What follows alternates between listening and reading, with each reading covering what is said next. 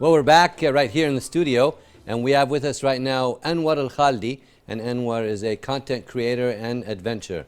Anwar, welcome to our program, Hala Kuwait. Thank you for having me. It's nice to have you with us, and now you're into, climbing, traveling, content creation. But first off, what sparked your interest in climbing and traveling? Tell our audience about that, please.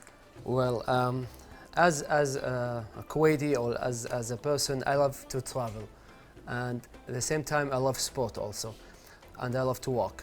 So when these two things combine together, I just started to hike.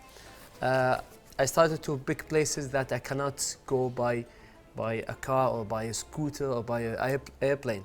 So it gives me an idea of exploring our planet that we are living in, to see what's beyond the horizon, and to take me to places that where I can challenge my soul and my body. Amazing. I've been in love with mountains, with nature, with places that I cannot even reach by a normal day, where I need to hustle, to walk a lot to reach these places. So this is basically what started me to do this kind of. So tell our audience now your first climbing experience. Tell us about that. Where was that? How was the experience, Anwar? Well, the first trip was to climb mountain Kilimanjaro, which is the highest mountain in Africa and the tallest individual mountain. Okay. So how was that? Oh, it was amazing. Great. Yeah, it was amazing. It took us 5 days to go up and down, 3 days and a half to go up, and 1 day and a half to go down. We took this way because there are 7 ways to reach to the top. Okay. And all of them, they have like different days. Our way was 5 days. The other ones were there's 6, 7, and 9 days. We chose this route because of 2 reasons. The first reason was the only route has huts where we can sleep in. Okay. Which will be warmer and, sure. and take quieter. A little rest, yeah. Exactly, especially after a long walk. Yeah. The other routes, they had tents. And the second reason was the time, because I couldn't have enough time to spend over there.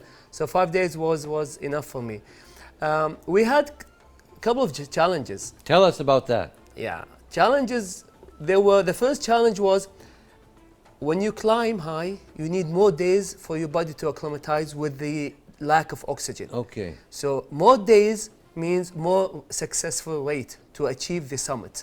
So our way was 5 days, and the successful rate to reach there was very low because we had only 1 day to spend to acclimatize with the lack of oxygen, where we have to climb high and sleep low for 1 day.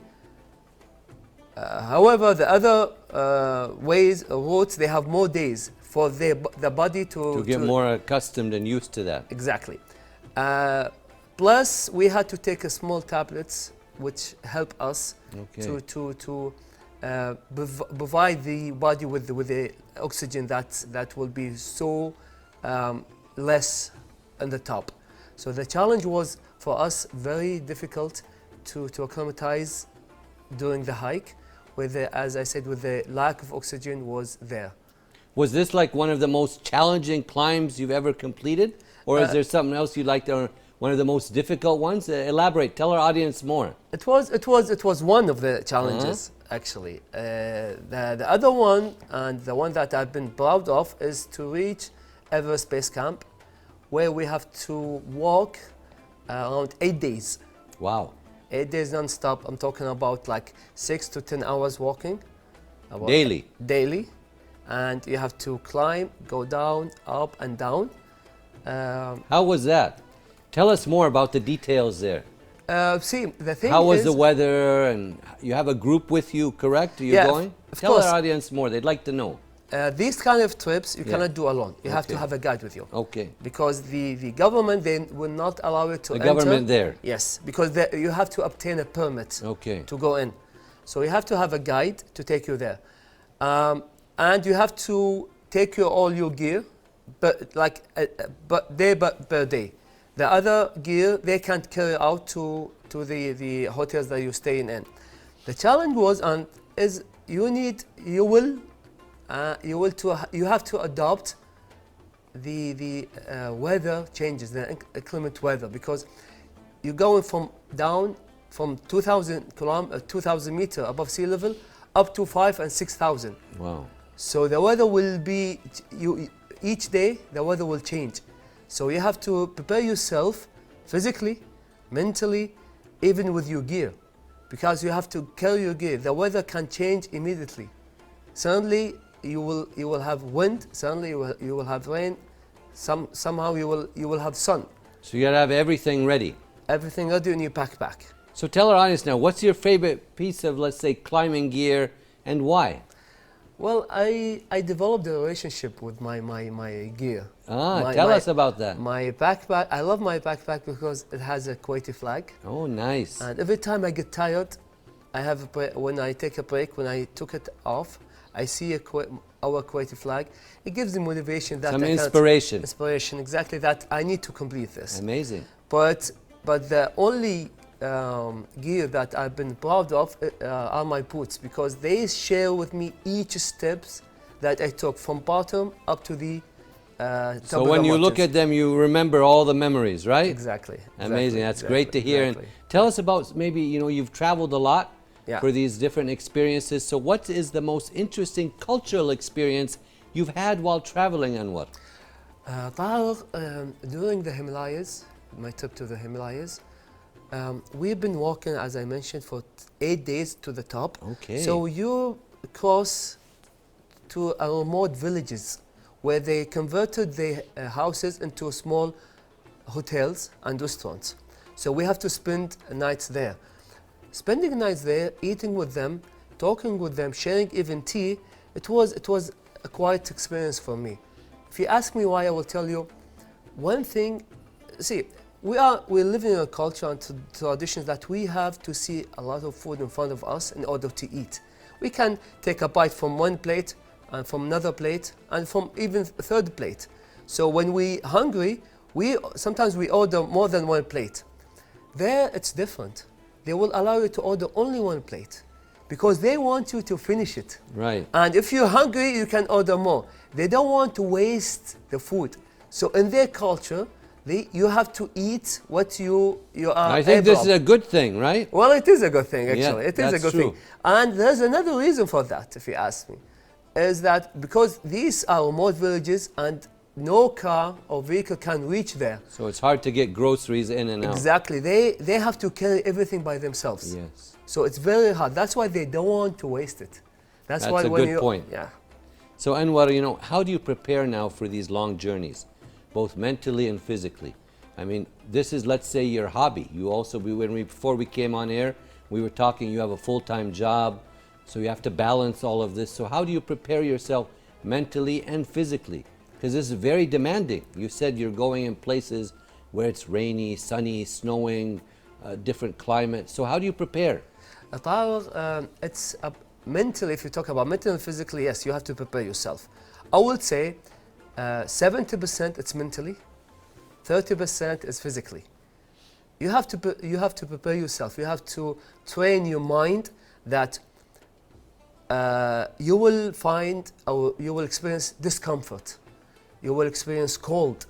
You will experience something called high altitude sickness, where there's a lack of oxygen and you will feel your headache all the time. You will feel tired. So if you're not preparing yourself mentally, even if your fitness is 100%, you'll give up, huh? You will give up. Plus, again, you have to do some cardio exercises. You have to do. You have to be fit. Yeah. You have to do some stairmasters. You have to do some long walks with your backpack, and you have to put some weights on it and wearing your boots, because if you travel there without training your boots first, it's gonna be so difficult. You have to get your feet familiar with your boots. Used to carrying this weight and everything, exactly, right? Exactly. So you go for 6, 7 hours, 10 hours. You said some days. So these are long hours, just walking. So what goes through your mind when you're just walking like that? The good thing about walking this distance are the views, Okay. the nature, all these places that nobody can reach there, the quietness, the self peace that you will feel. Sometimes I reflect, I disconnect, I talk to myself. Sometimes I find out answers that I couldn't answer before, for questions that in my mind for so many times. For me, it's like a peace from our busy world and life, and walking all this distance, it gives me that inner peace. Plus, I always travel with strangers, so I can share experience with them during the walk. Nice. If I travel with some friends, maybe sometimes we do have our stories shared already before. I travel with strangers so I can share my stories, get to know them, get to know different cultures. So these long walks, it gives me so many inner peace. When I come back, I can go to work happy. I can live my life like a happy person. Well, that's great to hear, Anwar, and we're gonna take a short break now and take a look at this upcoming report. And it's Travel the World, and then we'll be back with our distinguished guests, so stay tuned.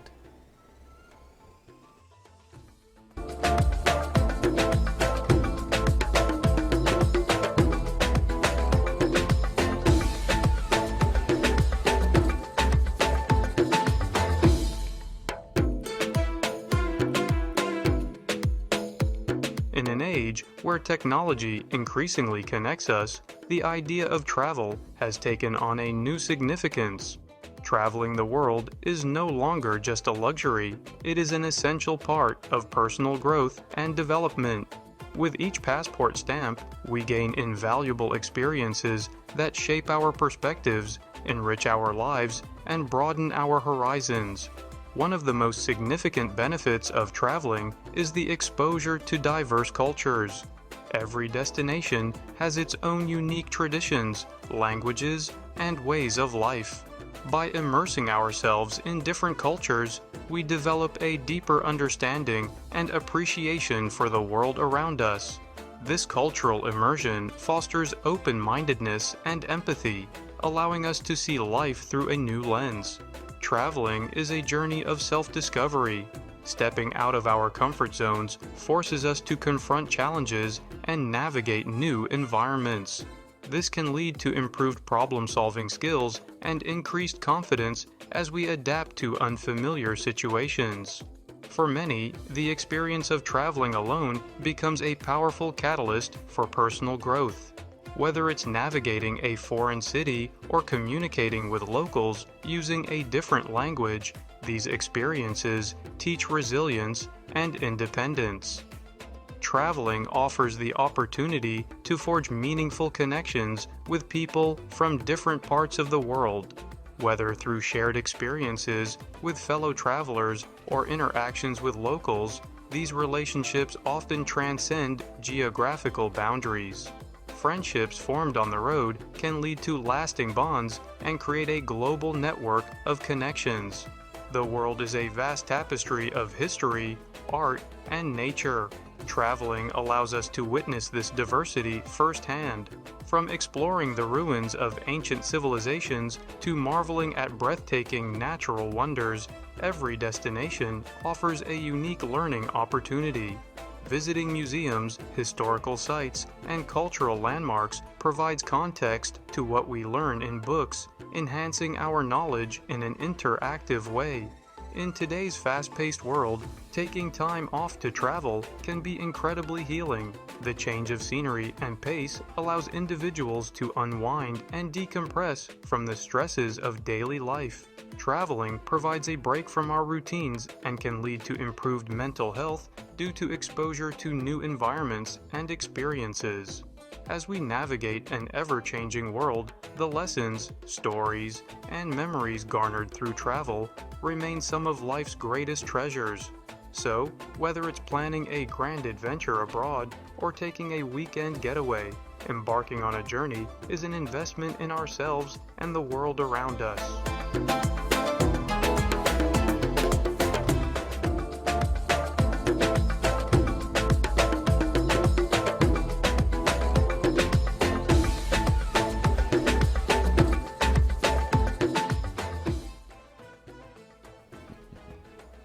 Well, we're back right here in the studio. And if you're just tuning in, our guest is Anwar Al-Khaldi. He's a content creator and adventurer.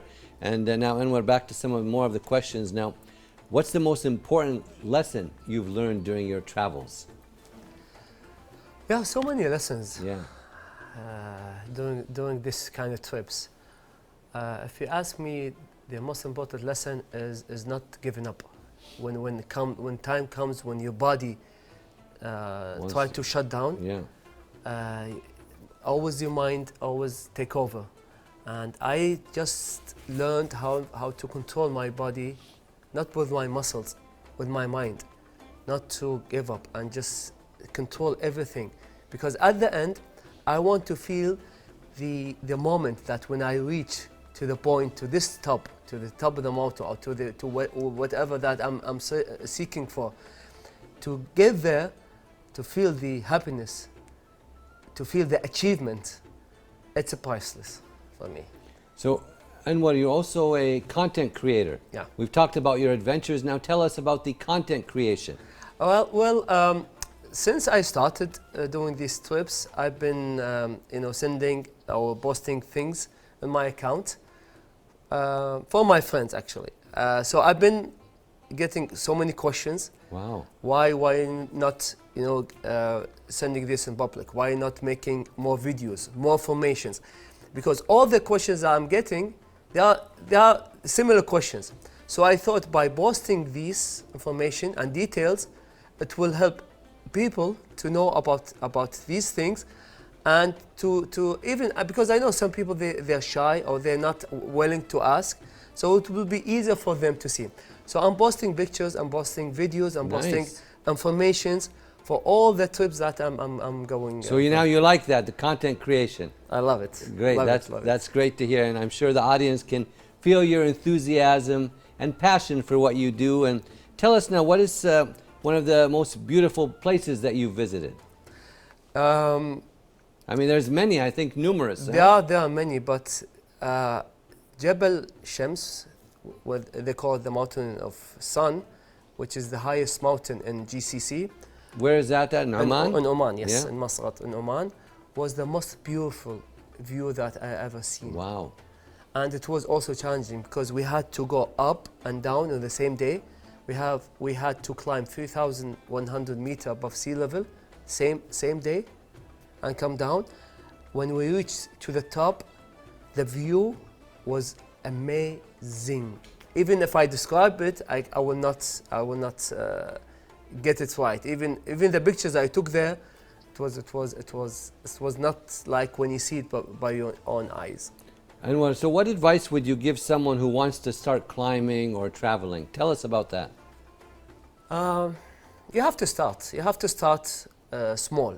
You cannot climb the ladder from the top. You have to take your first step. I would say start low. Start with a small mountain.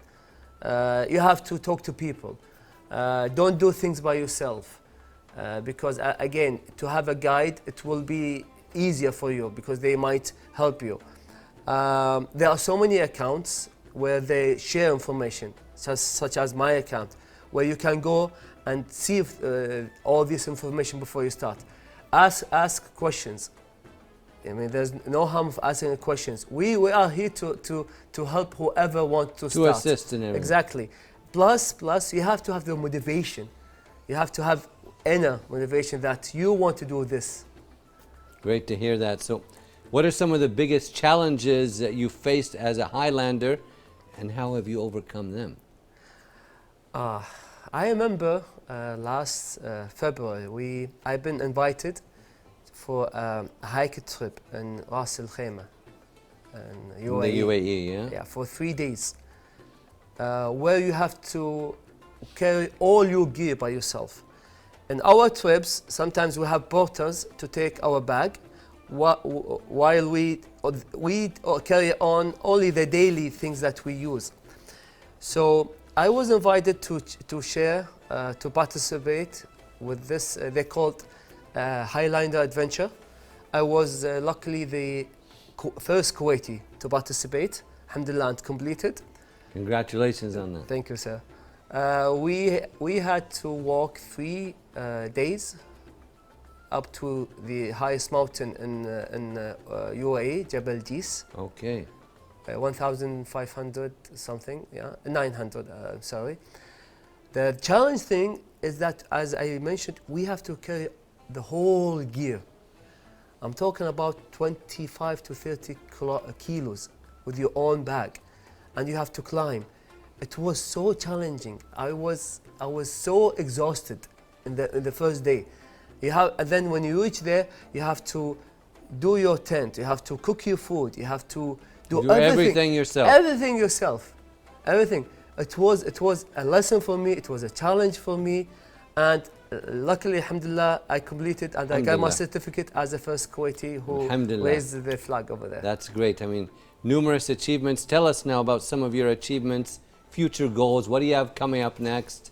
Tell our audience a little bit more. I hope you will ask me this question, because I'm planning now to complete the 7 summits. Okay. I have already completed Kilimanjaro in Africa.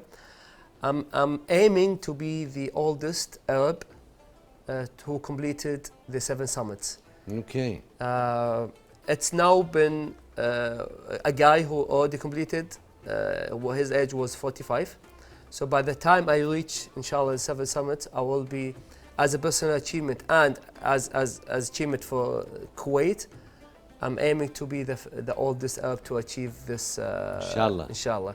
How to do that? I'm planning to go to the highest peak in Europe in August. Okay. And where is that? Russia. Okay. Then I'm planning to go January or February to the highest mountain in South America, in Argentina. Okay. And between August and January, I might, squeeze sometimes to go to Australia to complete the summit, and then I will end up with North America. I still have not planned it, which is a mountain in Alaska, and of course Antarctica, and lastly Everest. MashaAllah, you have a busy next year or so, huh? Hopefully. Inshallah, things will go very well for you, Anwar, and it was a pleasure to have you on our program, Hala Kuwait. We wish you all the best of luck in your future endeavors, and please come back and see us after your next climb. And do you have any last words or comments for the audience watching tonight? Thank you for having me, and I would love to see during my trip. I've been posting all the trip day by day, so I would love, and it would be my pleasure if you can check it out day by day to see what are the feeling to go for such a trip. We wish you all the best. Thank you for coming, Anwar. Thank you, sir. Thank you very much. We'd like to thank our guest, Anwar Al-Khaldi, content creator and adventurer, for his time. Wishing him all the best of luck in his future climbs. Right now, we're going to move on to our next report tonight, and it's dealing with healthy skin. Stay tuned.